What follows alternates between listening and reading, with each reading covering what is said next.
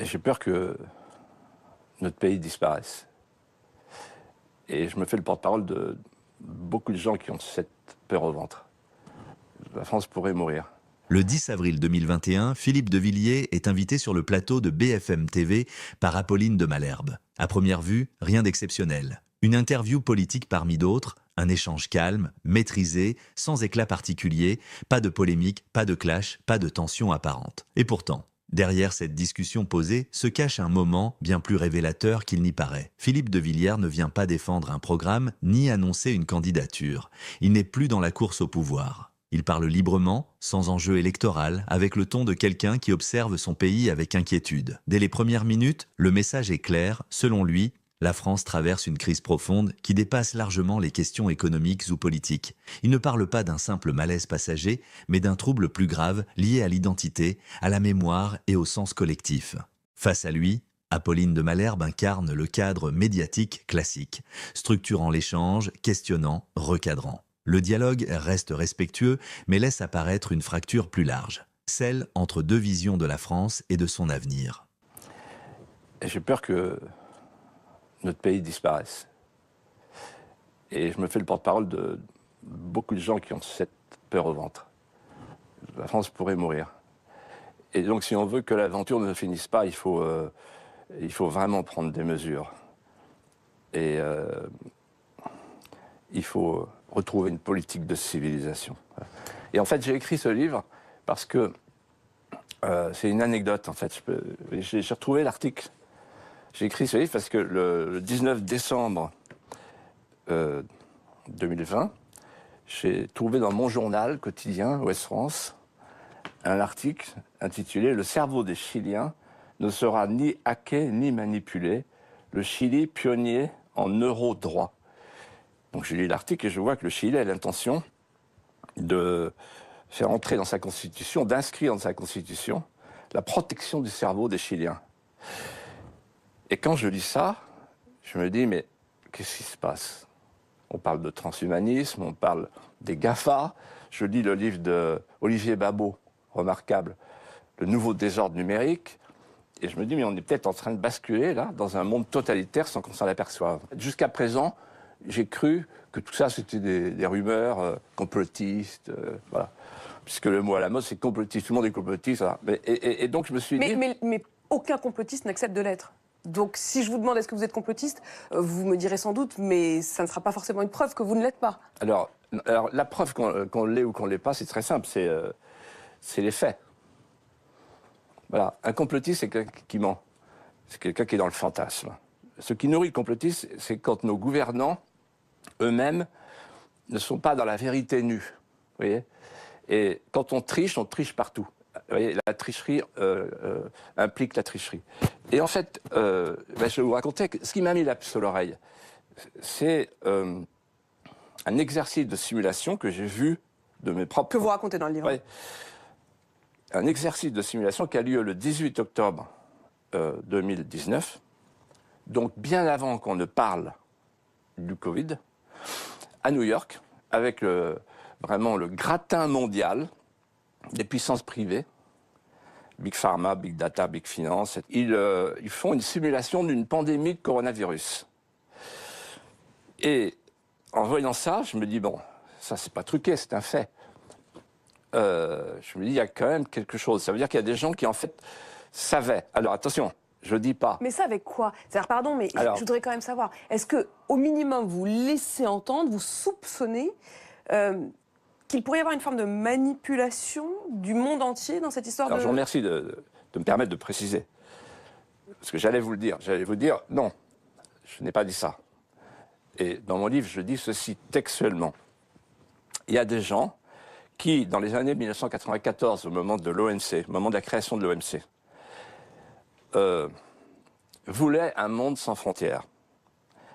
Les uns, par souci idéologique, pour remplacer les frontières les murs par des ponts, comme on dit, et les autres, dans un souci d'intérêt, pour ouvrir un grand marché planétaire de masse. Mais ce faisant, il savait, puisque nous le savions avec Jimmy Goldsmith, on avait fait une campagne là-dessus. Pardon, Philippe de Villiers, mais je voudrais quand même comprendre, qu'on revienne à ce qui se passe aujourd'hui. Est-ce que vous sous-entendez qu'il savait qu'une pandémie arriverait? Non. Ou est-ce que vous vous dites, si une pandémie arrivait, alors il voulait l'utiliser aux fins de contrôler davantage le monde? Voilà.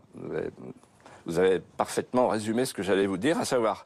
Ils n'ont pas créé cette pandémie, mais ils l'utilisent alors. Alors, simplement, il savait, Jimmy Goldsmith, qui était un grand chef d'entreprise, qui avait profité du mondialisme, me dit à moi, il y a 200 000 microbes qui se baladent, et donc c'est une folie de faire un monde sans cloison, parce que, et il ajoute, et je le cite, si vous mettez 5 ou 6 milliards de personnes dans la même pièce, le microbe, s'il y en a un, il va mettre tout le monde au tapis. Donc en fait, ils le savaient. Et ils l'ont fait quand même.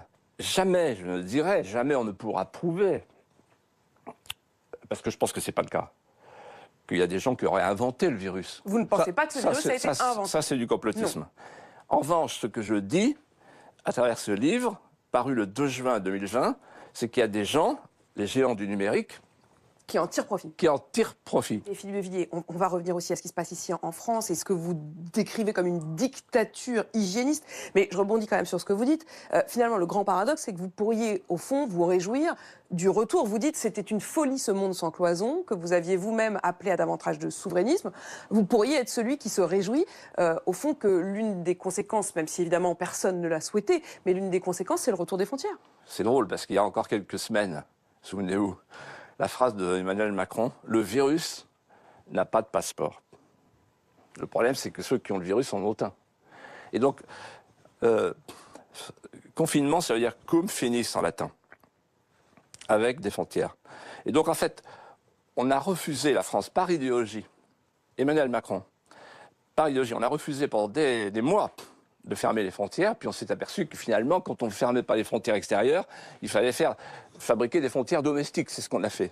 Donc, en fait, vous dites, on aurait pu éviter aux gens de rester chez eux si on avait fermé les frontières extérieures de la France? Bien sûr, il y a des pays qui l'ont fait. Voilà.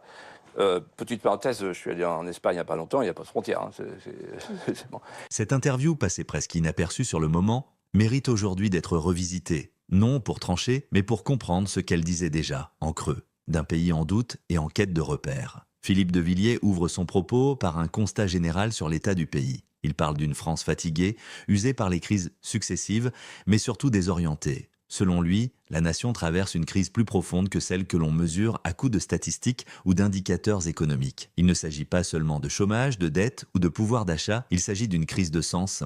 Il évoque la perte de repères communs, l'effacement progressif de ce qui faisait socle. L'histoire, il y a la culture, les traditions, la mémoire collective. Pour lui, une société qui cesse de se raconter finit par se fragmenter. Les individus coexistent, mais ne partagent non plus un récit commun. Et sans récit, il n'y a plus de projet collectif. Ce thème revient régulièrement dans son discours. La France, selon lui, ne sait plus qui elle est.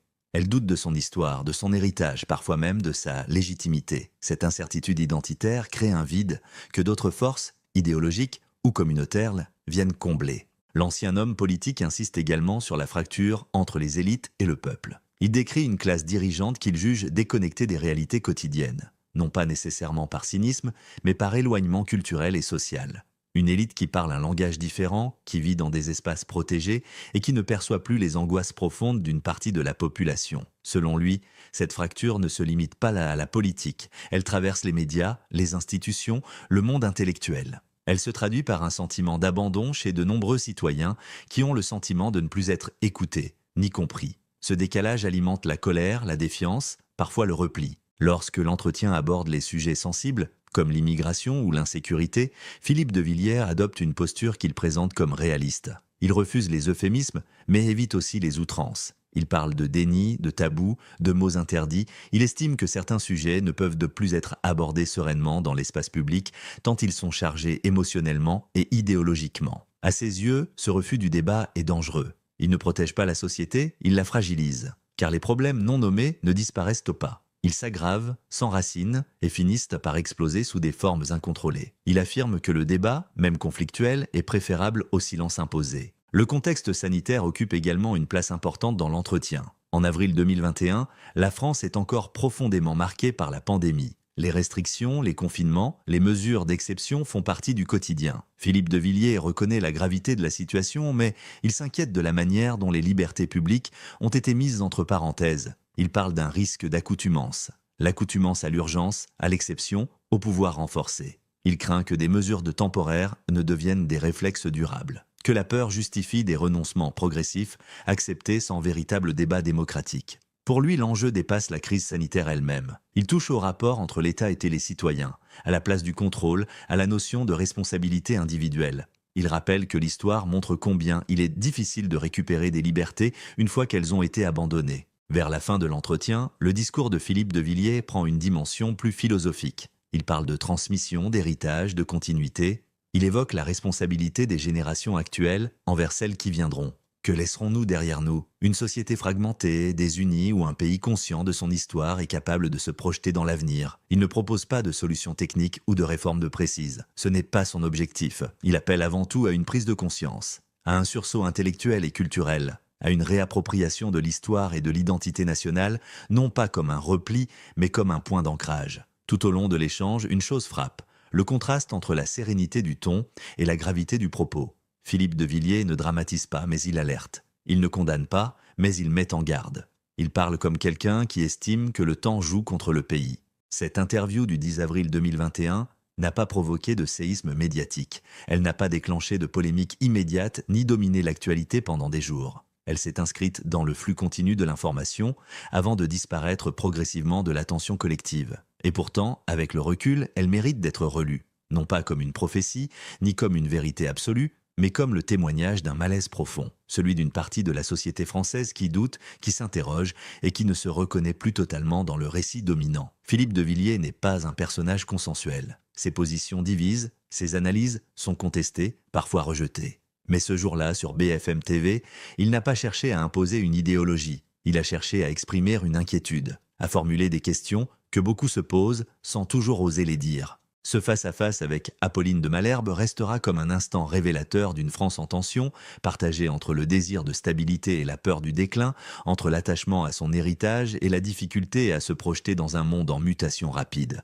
Qu'on adhère ou non à son diagnostic, cet entretien rappelle une chose essentielle. Une démocratie vivante est une démocratie qui accepte le débat, le doute, la confrontation des idées. Car le véritable danger ne vient pas toujours du conflit ouvert, mais du silence, de l'indifférence et de la résignation. Et peut-être est-ce là le message le plus marquant de cette interview, un pays qui ne se parle plus finit par se perdre.